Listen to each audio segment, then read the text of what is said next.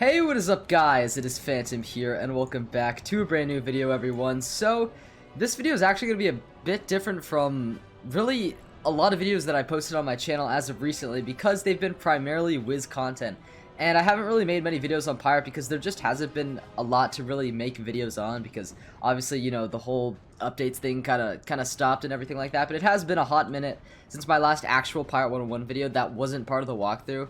I believe it was like why KingZao should revive Pirate 101 or something like that. I also did another like favorite dungeons in Pirate like a while back as well, like half a year ago or something. So it's been a while, but I'm back.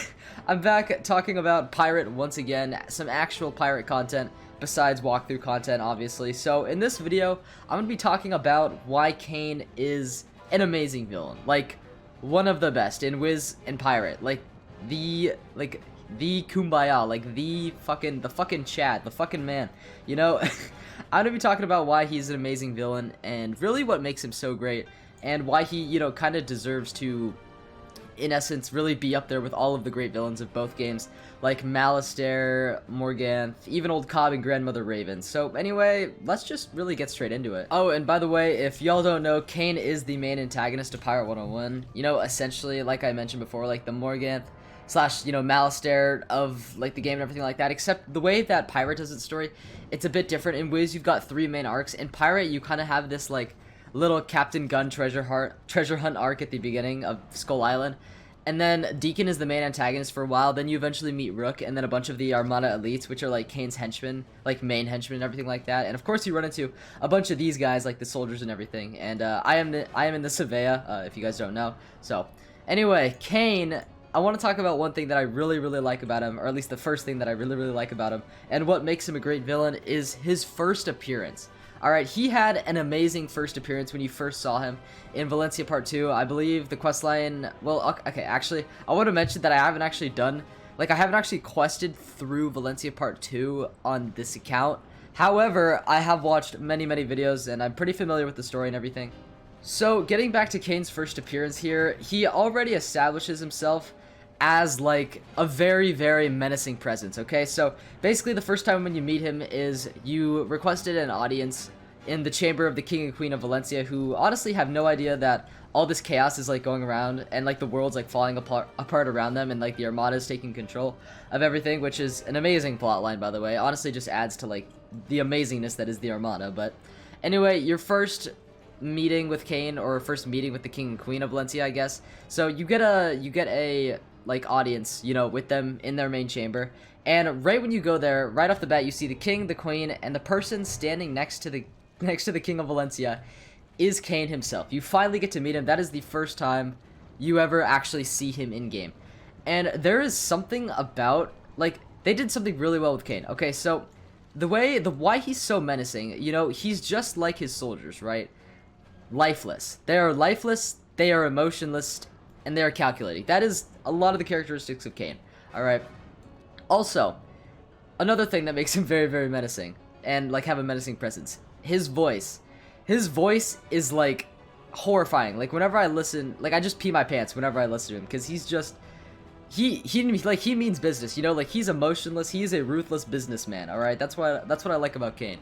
And the first time that you do meet him in the chamber, he immediately attacks you. Well, not him, like himself. He sends his soldiers to attack you, and then he sends, after you defeat those soldiers, he just sends more to attack you, basically.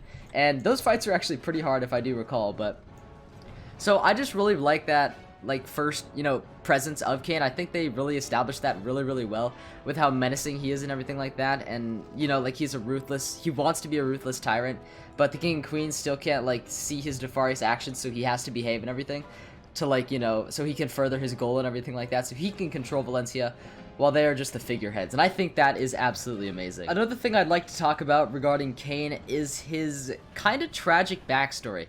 So here's what's so really, you know, tragic about it. So obviously his creator, Gaspacho, which also he made, I'm pretty sure, so he made Kane, right, which was the first Armada, you know, soldier slash, you know, I mean, he was Kane, obviously, and he used the special brain that he got from El Dorado, from like those huge gold beings and everything like that. I really want to go to El Dorado someday, by the way. But anyway, back to the story of Kane here. So what he does is Gaspacho takes this like golden mechanical brain that's like super highly advanced, because I guess there must be like some sort of huge power. Obviously in El Dorado they've hinted at that for a long time. Obviously we're probably never gonna get to go there now, but they have hinted at that for a long time. So he's got a mechanical piece from these big mechanical men that were like super strong and apparently super intelligent in El Dorado. And basically what he does with that is he takes the brain, he fashions like, you know, an Armada figurine. I don't really know what to call it, an Armada body, except obviously it's in Kane's image. Like obviously he doesn't look like he is now with the whole general uniform and everything, but it's still in the image of Kane / the image of Armada. So he takes the brain, he places it into Kane, and obviously this makes Kane hyper intelligent, like hyper aware, just gives him a ton of abilities. Obviously he's just a genius now. So Kane's a genius, and I don't remember if Gaspacho creates the entire Armada or if Kane creates the Armada. Like, I don't remember that part, honestly. I don't remember that part. But the point is, Gaspacho does create the first Armada companion / soldier, which is Kane, obviously. So, what really, like, is so tragic, honestly, is obviously it started out as Kane started out to Gaspacho as a, you know, servant. Like, that is kind of what Gaspacho used him for. He didn't really have that much of a higher purpose, and Kane obviously at the time probably didn't know too much about his surroundings. He was, you know, still a sentient robot, obviously a hyper intelligent one, and I think he just kind of comes to his senses and becomes a genocidal maniac later, because you got to think about it, right? The whole premise of Valencia Part 2 was to fix Kane, really, and obviously meet Gaspacho and save the Spiral and everything. But how we did it, or how we were gonna go about it before Kane obviously destroyed it, was we were going to give him the Golden Heart, which is obviously the heart that came in those hyper intelligent, you know, beings from El Dorado. I don't really know what to call them. They're literally just big golden dudes. Like, there's no official name for them or anything like that. But the whole premise was to take the heart and place it into Kane, so now he would have hyper intelligence as well as emotion, you know, like emotion, like he could feel and he could, you know, realize the pain and destruction that he was causing around him and put an end to it. That was the whole premise, to basically turn Kane into a good guy. What's so tragic about that is it's like Gaspacho, that's like what he wanted all along, right? As we go through the story a little bit more and he gets used to Kane, obviously he calls Kane his son, you know, so obviously at first, even if Kane did start out as a servant, he was a son to Gaspacho, at least by the end of it, and Gaspacho cared about him, despite what Kane had really done and the havoc that he had wreaked across the Spiral then. And it's really tragic in my opinion, because at the end of the story, Kane actually ends up killing Gaspacho. He shoots him through the heart, and honestly kind of sad, kind of dark, even though Pirate101 is a bit of a darker game. I think that's tragic, and tragic villains / tragic stories, I'm a big fan of them. That's why I personally, or at least one of the reasons why, I think Kane is an amazing villain. And obviously he destroys the heart as well before he shoots Gaspacho in the heart. You know, and I guess, you know, you could argue the whole plotline was a bit stupid, how he went in there, like, and just held the heart out in the open.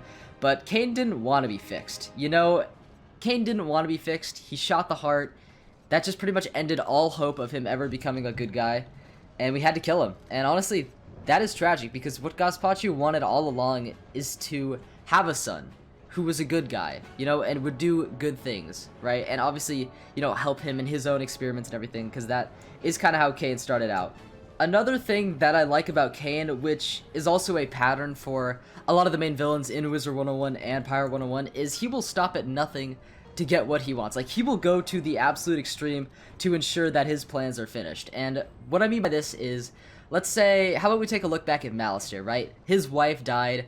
He was very distraught over that, and he went to the extreme and tried to summon a Titan that would eventually, you know, at least was prophesized to, like, destroy the entire Spiral and blah blah blah, lots of destruction and death and everything. But he didn't care. All he was focused on was his goal, you know, which was to bring his wife back to life, you know, and he would do that with any means possible. Obviously a bit sociopathic, but I mean, all these villains kind of are.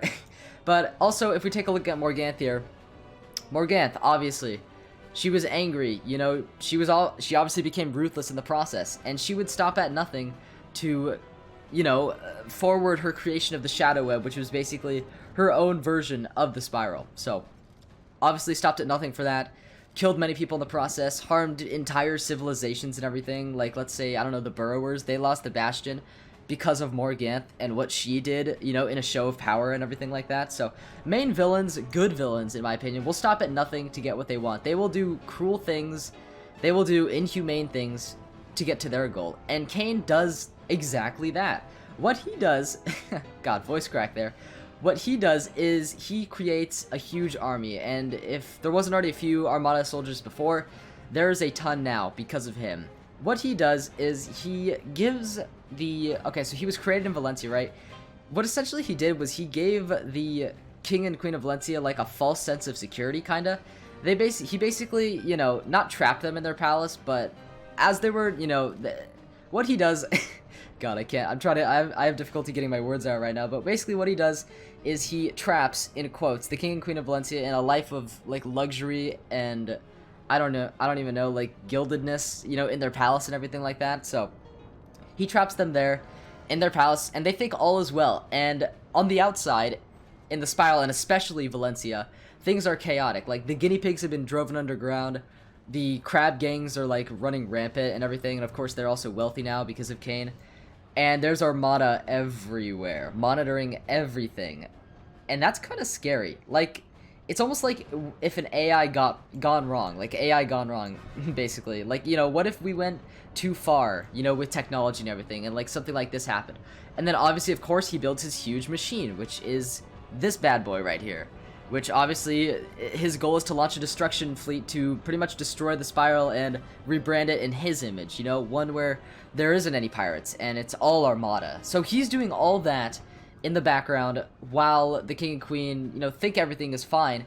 And, of course, the Armada probably murdered tons of people in the process and have destroyed civilizations. I mean, Valencia's, like, might as well be destroyed because they've completely taken it over.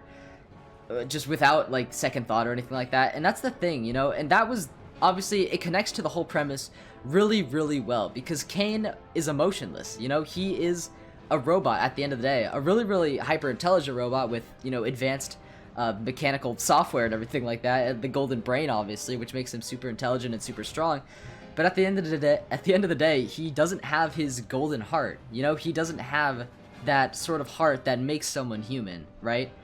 And that's really what's so tragic about it. He's just, I don't know, he wasn't what Gaspacho wanted him to be.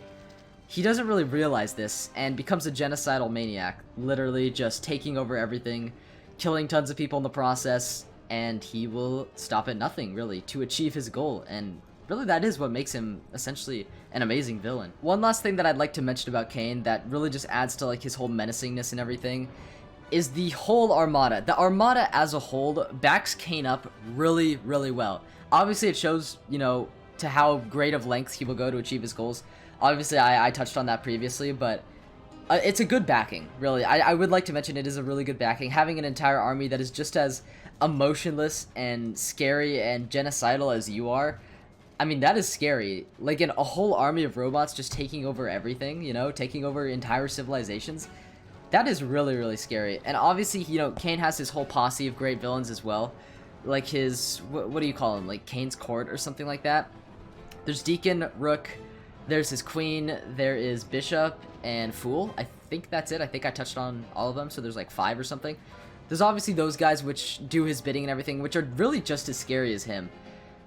And they made it, and he made them in his image. That is just, that's honestly terrifying. Like, the Armada is, hands down, the Armada slash Kane slash Rook slash Deacon slash all the elites is the most scary. They are the most scary villain as a whole. Like, singular villain, if I was to group the entirety of their Armada into one category of villainy, they would be the scariest by far. Scarier than Malistaire, Morganth, Old Comp, I don't give a shit. These guys are terrifying. These guys are terrifying. They will stop at nothing. They are cruel.